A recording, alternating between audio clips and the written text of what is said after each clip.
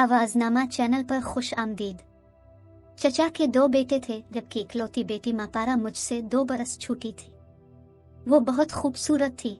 हम दोनों की तबीयत एक जैसी थी। हमें भी हमारे वालिदैन की तरह आपस में बहुत प्यार और मोहब्बत था। कोई बात एक दूसरे से नहीं छुपाते थे। ये इन दिनों की बात है जब मैं FSC कर रही थी और मुनज़्ज़ा मैट्रिक में थी। एक लड़का बार बार हमारे घर फोन करता और मुझसे बात करने की कोशिश करता।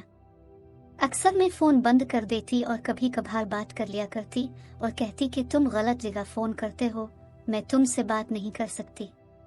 जुमा का दिन था। वालिद, चचा और मेरे भाई वगैरह सब शिकार खेलने गए हुए थे। मुनज़्ज़ा मेरे साथ बैठी थी। मेरी वालिदा चची के पास गई हुई थी। मैं मुनज़्ज़ा से इस लड़के का जिक्र कर रही थी। अचानक फोन की घंटी बजी। मुनज़्ज़ा बोली, आयमा तुम फोन उठाओ। मैं इससे बात करती हूँ और उसको समझाती हूँ कि वो आइंदा यहाँ फोन ना करे।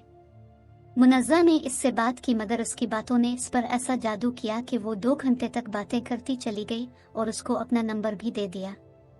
पहली गुफ्तगू में ही मुनज़्ज़ा ने अपने बारे उसको सब कुछ बता दिया और वो सिर्फ यही मालूम कर सकी कि लड़के का नाम मुअज़्ज़म है। इस दिन के बाद उनके दरमियान फ़ोन कॉल्स का सिलसिला जारी हो गया। वो अक्सर रात को फ़ोन करता जब सब सो चुके होते। मुनज़्ज़ा फ़ोन अपने कमरे में ले जाती और सुबह तक इसके साथ बातों में मशगूल रहती। मैंने कई मर्तबा इसे मना भी किया और कहा कि अगर ये लड़का वाकई तुमसे मोहब्बत करता है तो अपनी अम्मा को रिश्ते के लिए भेजे। तभी मेरी कजिन ने जवाब दिया, ये तो बाद की बात है, पहले मैं लड़के से मिल तो लूं, पता तो चले कितने पानी में है। और हमारे वालिदैन काफ़ी आज़ाद ख्याल हैं और ये शायद इसी का नतीजा था कि इस शहर में वाहिद लड़की में ही थी जो गाड़ी चलाया करती थी। एक दिन मुनज़्ज़ा ने मुअज़्ज़म को एक जगह मिलने के लिए बुलाया। मैं और वो गाड़ी पर इस जगह पहुंच गए। हम वहां काफ़ी देर ठहरे मगर वो ना आया। जब हम वापस जाने लगे तो मैंने देखा कि एक गाड़ी हमारा ताक़ुब कर रही है। कभी वो आगे निकल जाता, कभी हम। गाड़ी एक खूबसूरत नौजवान चला रहा था। हमने जान लिया कि यही मुअज़्ज़म है। इस मुख्तसर मुलाकात में मुनज़्ज़ा और मुअज़्ज़म की कोई बात ना हो सकी, मगर तारुफ हो गया। तो इसके बाद उनकी मुलाकातों का सिलसिला शुरू हो गया। जब शाम को मुनज़्ज़ा के वालिद और भाई टेनिस खेलने जाते तो वो मुझसे मिलने का बहाना बनाकर हमारे घर आ जाती और वहां से मुअज़्ज़म के साथ चली जाती। कुछ अरसा बाद इसने मुझे बताया कि मुनज़्ज़म इससे मिलने घर आता है। होता यूं था कि जब सब घर वाले सो जाते तो वो गेट खोल देती। वो अंदर आ जाता और ये लोग सारी रात बातें किया करते। कभी वो बाहर आ जाती और मुअज़्ज़म उसे साथ ले जाता। वो इसे अपने घर ले जाता था। इस वाक़ये से मुझे शदीद रंज हुआ। मैंने अपनी कजिन को समझाया कि अब तुमने लड़का तो देख लिया है और उसको पसंद कर चुकी हो। यही वक्त है कि वालिदैन को सब कुछ बता दो, इससे पहले कि उन्हें पता चल जाए या कोई हादसा पेश आ जाए। वही हुआ जिसका खदशा था। एक रात हसब मामूल उन्होंने मुलाकात करनी थी। 12 बजे के करीब मुनज़्ज़ा बाहर आ गई। कुछ देर बाद वो भी पहुंच गया। दोनों गाड़ी में बैठकर लंबी ड्राइव पर निकल गए। रात 2:30 बजे जब ये लोग वापस आ रहे थे तो मुनज़्ज़ा ने देखा कि इसके घर के करीब वाले 2 भाई सब खड़े हैं। उसने मुअज़्ज़म से कहा, तो मुझे यहीं उतार दो। जब वो घर पहुंची तो उसके पैरों तले से जमीन निकल गई कि सब घर वाले उसे ढूंढ रहे थे। दरअसल मुनज़्ज़ा की अम्मा रात को पानी पीने के लिए उठी तो बेटी के कमरे की तरफ भी चली थी और जब मुनज़्ज़ा को गायब पाया तो परेशान होकर सबको जगा दिया। मुनज़्ज़ा ने बहाना बनाया कि तबीयत ठीक नहीं थी, बहुत घुटन हो रही थी। घड़ी पर नजर डाली और बस वाक को निकल गए। मेरे चचा काफी समझदार आदमी हैं। उन्होंने इस वक्त झगड़ा करना मुनासिब ख्याल नहीं किया, लेकिन बेटी की घबराई हुई हालत से बहुत कुछ समझ गए। अगले दिन इसकी वालिदा ने काफी पूछा कि वो कौन है जिससे तुम मुलाकात करती हो, बता दो ताकि तुम्हारा बाप इसके घर वालों से बात कर सके। मुनज़्ज़ा ने कुछ नहीं बताया और उसकी वजह मुअज़्ज़म था। उसने मुनज़्ज़ा को मना कर रखा था कि जब तक मैं FSC ना कर लूं किसी को कुछ ना बताना, वरना ज़माना हमारे बीच दीवार बन जाएगा। वो इसकी बातों में आ गई। कुछ दिन गुजरे कि फिर एक और वाक़या हुआ। मुअज़्ज़म ने मुनज़्ज़ा को फ़ोन किया कि तुमसे मिलने को बहुत जी चाह रहा है। मैं रात को मिलने आऊँगा, मगर रात का इंतज़ार किए बगैर शाम ही को हमारे घरों की तरफ आ गया। हम सब लान में बैठे चाय पी रहे थे। जब मुअज्जम ने देखा कि सब बाहर लान में बैठे हैं तो पिछली जानिब से दीवार फलांग कर अंदर आ गया और छत पर चढ़कर मुनज़्ज़ा के अंदर आने का इंतजार करने लगा। अगर मेरी कजिन को इल्म होता कि मुअज्जम आया हुआ है तो वो भी चली जाती और इसे अपने कमरे में ले जाकर छुपा देती। अचानक इसके भाई की नजर छत पर पड़ गई। डाकू समझकर दौड़े और पिस्तौल निकाल लाए। वो इसी समतों पर गए जहां मुअज्जम को देखा था। उसने छत पर से छलांग लगाई और भाग गया। चचा समझ गए कि शाम 7 बजे कौन डाकू हो सकता है। इस वाकया के बाद से हमारा खुद गाड़ी ड्राइव करना बंद हो गया और फोन भी हमारी दस्तरस से दूर कर दिए गए। वो फिर भी किसी न किसी तरीके से मुअज्जम के साथ राब्ता कर लेती और वो रात को हमारे घर आ जाता था। हम मालदार मुअज़्ज़ज़ घराने से ताल्लुक रखती थी। वालिद के 3 भाई कराची और इस्लामाबाद में रहते थे, जबकि चचा हमारे साथ रहते थे। बड़ा सा हमारा मकान 2 हिस्सों में एक दीवार के जरिया तकसीम था, लेकिन दीवार में भी हम लड़कियों के आने जाने की खातिर दरवाज़ा लगा दिया गया था। इस वजह से मैं और मुनज़्ज़ा जब चाहे एक दूसरे के घर आ जा सकती थी। एक दफ़ा तो ऐसा हुआ कि वो मुनज़्ज़ा के कमरे में बैठा हुआ था कि दरवाज़ा खिलने की आवाज़ आई। इसने फौरन अपने ऊपर चादर डाल ली और सोता बन गया। चचा जान अंदर आ गए। आसपास देखा, उनकी नज़र पलंग पर पड़ी चादर पर न गई कि इस पर कोई है। उन्होंने दरवाज़ा बंद किया और वापस चले गए। मुअज्जम ने एक गलती ये भी की कि मुनज़्ज़ा के बारे अपने एक दोस्त को सब बातें बताता रहा। इस लड़के का दीगर गलत किस्म के लड़कों से साथ उठना बैठना था।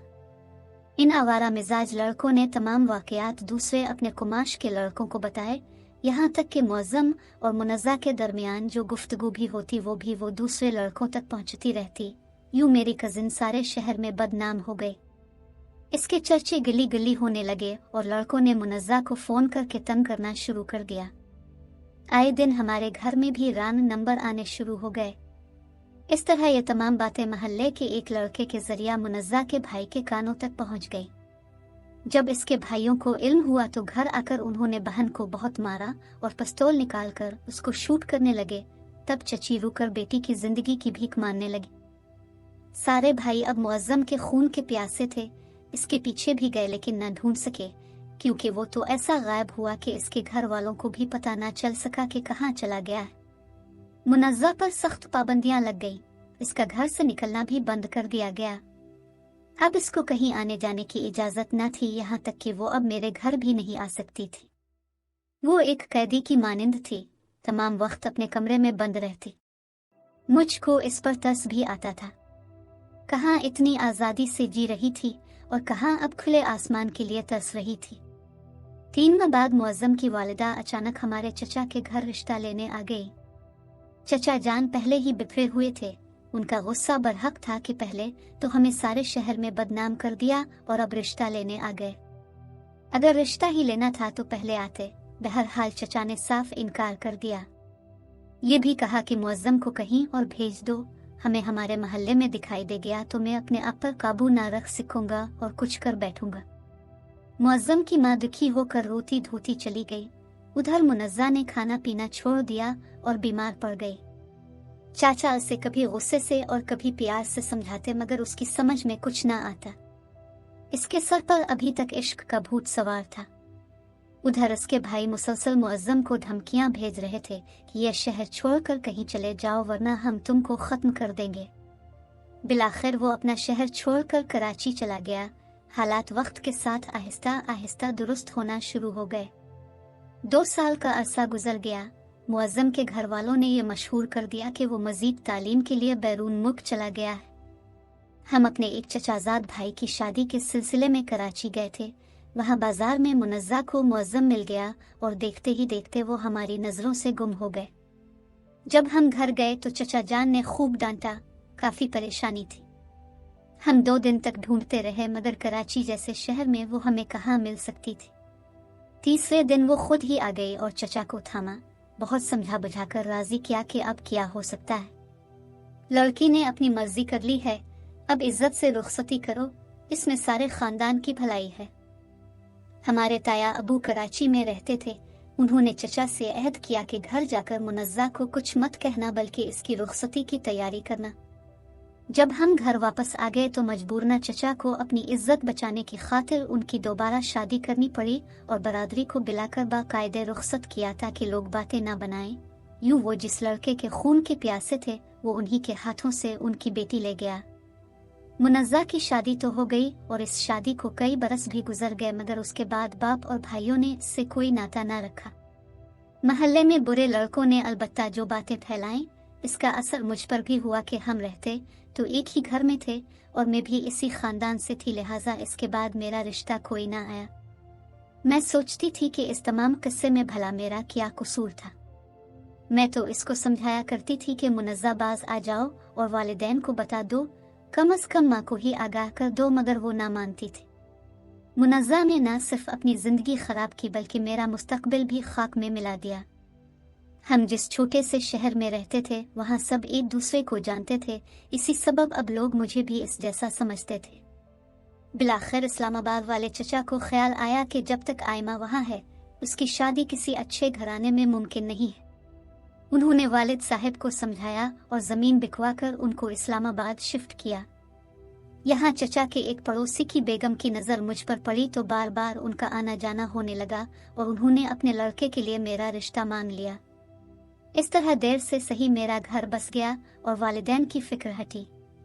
सोचती हूँ मुनज़्ज़ा तो आज जिंदगी गुजार रही है, मगर हम बहनों के रिश्ते में कितने कांटे बखेर गई है, और ये सब इस कारण हुआ कि हम एक छोटे से शहर में रहते थे। बड़े शहर में पढ़े लिखे घरानों में भी अब लड़के और लड़की की मर्जी की शादी को अहमियत दी जाती है और पसंद की शादी अब इतनी बड़ी खता नहीं रही कि जिसकी सज़ा तमाम खानदान की लड़कियों को भुगतनी पड़े। उम्मीद है आज की कहानी आपको पसंद आई होगी।